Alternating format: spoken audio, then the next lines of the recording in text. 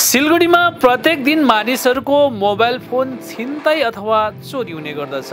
यसपछि हराएको ती मोबाइल फिर्ता पाउने मालिकहरूलाई आशा धेरै कम्ती हुँदछ। तर सिलगढीको मत्तीगढा थाना पुलिसले सुक्खा घाँसबाट पनि खोज्यो भने हराएको सुई निकाल्न सकिनेछ भन्ने साक्षात प्रमाण गरिदिएको छ। यसै क्रममा मत्तीगढा थाना पुलिसले अलग अलग ठाउँहरूबाट चोरी अनि छिनताई गरेको मोट 41वटा मोबाइल फोन उद्धार गरेर त्यसको मालिकलाई आज सुम्पिदिएको छ। अर्कोतिर मोबाइल फोन पाएपछि मानिसहरूको मुहारमा खुसी देखा परेको छ। तिनीहरू सबैले पुलिस कर्मीहरूलाई विशेष धन्यवाद दिएका छन्। आज मत्तीगढा थानामा सबै आवश्यक जाँच गरेपछि पुलिसले मोबाइल फोन तिनीहरूको असली मालिकलाई सुम्पिदिएको छ।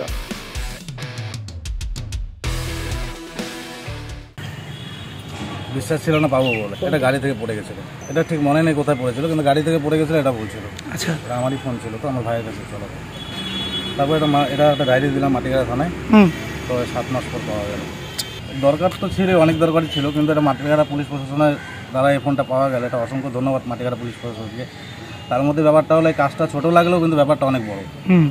ঠিক আছে, পিসিপাটিকে অনেক ধন্যবাদ মাটিগাড়ার। কাজ করতাম তো হসপিটালে। আচ্ছা, তো আমার জানলাটা সেদিন খোলা ছিল রাত্রেবেলা।